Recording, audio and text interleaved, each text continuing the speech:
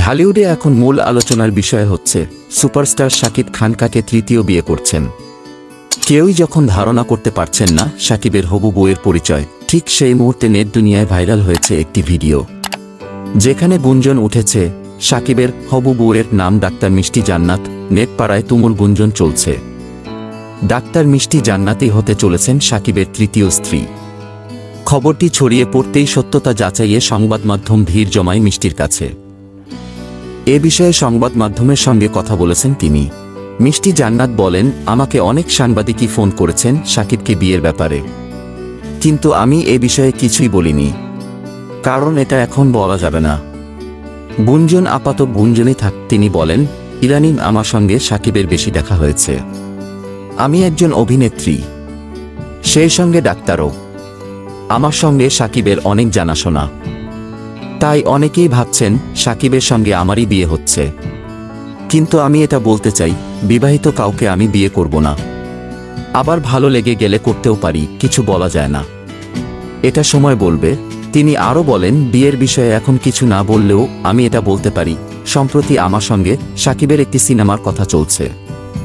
এখন শাকিব কলকাতায় আছে। কিছুদিন আগে আমিও কলকাতায় গিয়েছিলাম একটি কাজের জন্য, আবারও একটা কাজে কলকাতায় খুব শিগগির যাব। শাকিবকে বিয়ের প্রসঙ্গে হ্যাঁ সূচক কোনো কথা না বললেও সরাসরি নাও করেননি অভিনেত্রী চিকিৎসক মিষ্টি জান্নাত। তবে জানিয়েছেন তিনিও খুব শিগগির বিয়ে করবেন, হতে পারে এ বছরের শেষে অথবা আগামী বছরই। এ সময় মিষ্টিকে প্রশ্ন করা হয় পাত্র হিসেবে শাকিবকে কেমন লাগে।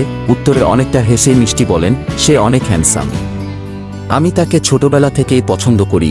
একজন স্টার হিসেবে শাকিবের একাধিক বিয়ে প্রসঙ্গে মিষ্টি বলেন, সেলিব্রিটিদের বিয়ে সহজে চোখে পড়ে, কিন্তু সেটা সমাজে প্রভাব ফেলে না বলে মনে করি আমি, কারণ সমাজে ডিভোর্স, সেপারেশন অহরহ হচ্ছে। আমার ফ্রেন্ড সার্কেলে 4-5টা বিয়ে করেছে এমনও আছে, তাই এ নিয়ে আসলে নতুন করে বলার কিছু নেই। সম্পর্কের প্রসঙ্গ উঠতেই অভিনেত্রী মিষ্টি জানান, কাউকে আসলে জোর করে কাছে রাখা যায় না। আপনার সঙ্গী যদি আপনার কাছে না থাকতে চায়, তবে তার সঙ্গে জোর করে থাকা ঠিক না, অন্তত আমি সেটি করতাম না। মিষ্টি আরও বলেন, বাঙালিদের মধ্যে একটা কালচার রয়েছে, একবার বিয়ে করেই তার সঙ্গে সারা জীবন থাকতে হবে। এটা আমি মনে করি ভুল, কারণ মনের মিল, মানসিক বোঝাপড়াটা ভালো না হলে সে সম্পর্কে ইতি টেনে ডিভোর্স বা সেপারেশনে থাকাটাই ভালো। ঢাকায় সিনেমার পরিচিত মুখ মিষ্টি জান্নাত 2014 সালে লাভ স্টেশন সিনেমার মাধ্যমে শুরু করেন রূপালী পর্দার ক্যারিয়ার।